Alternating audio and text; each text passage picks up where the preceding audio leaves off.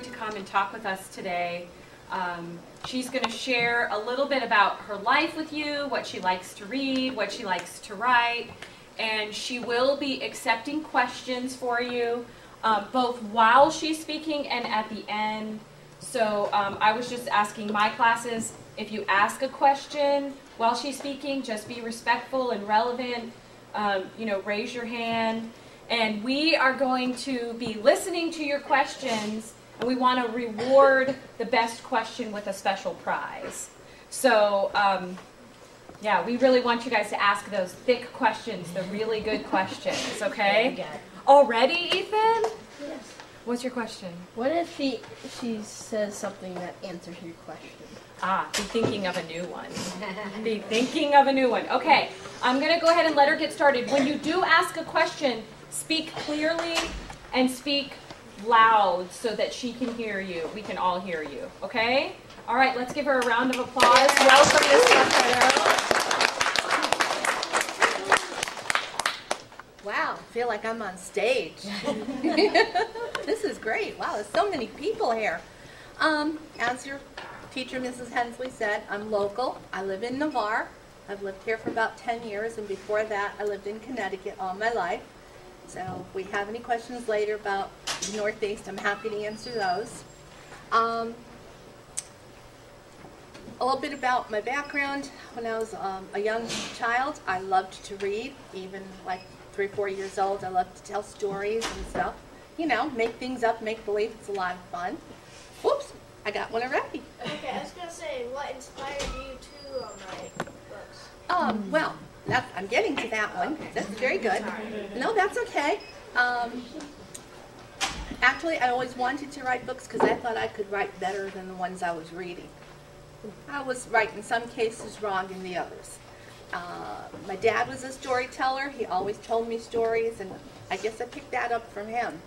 So, I didn't really start writing officially until about 8, 9 years ago. But before that, I had a story in my head, because when I first got married, I lived in my in-laws' house, and it was an old house. And you know, you go to a lot of those family dinners and family reunions when it's boring and you don't want to listen to people talking about their aches and pains and, you know, what their grocery bill was. So I would sit there and I wondered, you know, gee, this house must have a story to tell. And there was a really pretty stained glass window that I loved, and I said, I bet we could write a story about that. So I did. I got to work and I wrote a story about the house, and it turned out to be this, 201 Atwater.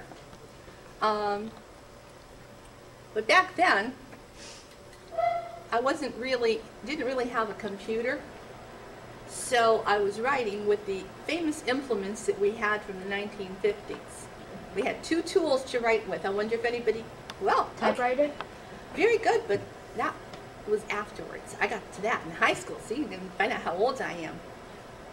I was going to say a quill, maybe.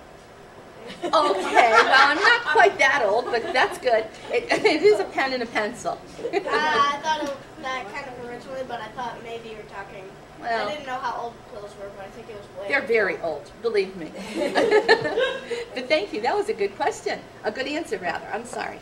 But before that, I liked to read. I learned to read when I was very early age because I didn't have any brothers and sisters. Neighbors were few and far between, so I had my books for friends. Had a little library in my bedroom. And way back when, we're talking in the 1950s, my first 2 books that I liked were Heidi and Bambi. You probably have either not read them, but mostly seen the movies, the Disney movies and stories. What I learned from Bambi, oh, another question. What if you had, from your opinion, what if you had more neighbors around and you had more kids? I probably would have played outside in the afternoons more, you know, after school, on weekends, maybe visited each other's houses. But would that, would it either inspire you to write even more books, or would it? It might have, because then I would have had more experience to draw upon. But I probably wouldn't have read as much. I don't know. I really don't know. But that's good. Yes? why historical fiction is? Okay, because I love history. I never thought I did when I was in school. History was kind of dull and boring to me. It was a set of facts and numbers and places. But when I realized that the area I lived in was actually the birthplace of a lot of people who contributed to our U.S. history, I wish I'd have known that when I was in school, because that made it interesting to me. Who might have walked these hills that my house is on? Or, you know, how did the outcome of a famous battle in the Revolution, how was that influenced by the people who grew up where I lived? And I did a lot of research into that, and I found I really liked it, and I found I liked creating characters who might have lived then. Yes? Is historical fiction your favorite? It's one of my favorite types to read, too. It's mostly what I write, but I've got some other things going on, too, that, you know, I'm interested in. But mostly historical fiction. Okay, wow, you guys are jumping ahead of me in my script. This is fun. Oh, okay. I'm sorry. How hard is it to write a historical fiction? It's actually not that hard. You basically have a set period of time that you're going to set your story in, and so you know what happened in history. Now you just want to fit your characters in and have them get into the plot of the story. Maybe we'll stop them for right now. Can y'all hold on to your questions for just a moment, and then she's going to stop and ask for questions, if that's all right. Okay, that's fine. Okay, we'll let you keep Thanks, going. Steph. This is a good group. I love you guys. Chomping at the bit. Okay, so anyway, well, I started to talk about the books in my timeline that influenced me. And the first one, as I said, was Bambi. And it's a long, long ago story, but I learned across the board how animals react to us and we react to them. How we move and how we think depends on how they see us. Do they fear us? Are they our friends? And it also taught me that I could be friends with people who aren't like me. Because Bambi's best friends were what? An owl and Thumper the rabbit. They weren't like him, but they were all friends. And the skunk. And the skunk, you're right, absolutely. I forgot about him. I was gonna say we're both kind of from the Northeast anyways, you know? Okay, So we both can know talk about that a little bit later then, okay? Not. No, we can't. All right. After that, I read The Once and Future King. I was about your age when I read that, and that's the story of King Arthur and the Round Table and the knights and Guinevere. And I fell in love with that era in time. And to this day, my bookcase at home has about 20 or so books, all about King Arthur, different stories, different ways, and different interpretations of how he and his policies affected our history. When I was, I'd say maybe in high school, I read Gone with the Wind. That was my epic novel. It was 900 some odd pages. Whoa. In little print. And it taught me a lot about the Civil War that I didn't know from studying history, because it told it from the perspective of the people. It's not us. Oh, okay. You're good. I'm sorry. Was something I said? Taught me the perspective of the people who lived in the South as opposed to what I knew from living in the North. And it also taught me the differences in the types of societies, the South being pretty much an agricultural society at that time, where the North was more industrial. So I got to see two different kinds of lifestyles. And that really, really helped me a lot. As an adult, I really like to read about World War II, and I've read a number of books recently about World War II, but two stick out in my mind. One is Letters from Home by Christina Mcmorris. So happens she's my Facebook friend. We've never met each other, but we're friends on Facebook, so go figure. And she talks about how lonely it is for the soldier to be away from home, and how his letters from home are his lifeline to keeping him sane in the trials of battle. Another one that I just finished reading was Sarah's Key. I don't know, it's been on the bestseller list, you might have heard it. It's the story of a young Jewish girl whose family is taken during the Nazi occupation of France. And it's told from her perspective. She's 10 years old. And it tells what happens to all of her family. It really opened my eyes to a lot of things that I didn't know happened during the war. So it's something that you might want to look at, or have your parents look at with you. It's very good, very, very good book. Now the one that influenced me the most, I think, is by an author I'm sure you all know, Stephen King. Anybody read any of his stories? Yeah? Yeah. A lot of stuff. Yeah, I've seen a lot of his movies that are made into movies too. He wrote a book called On Writing, and there's two parts to the story. Yeah.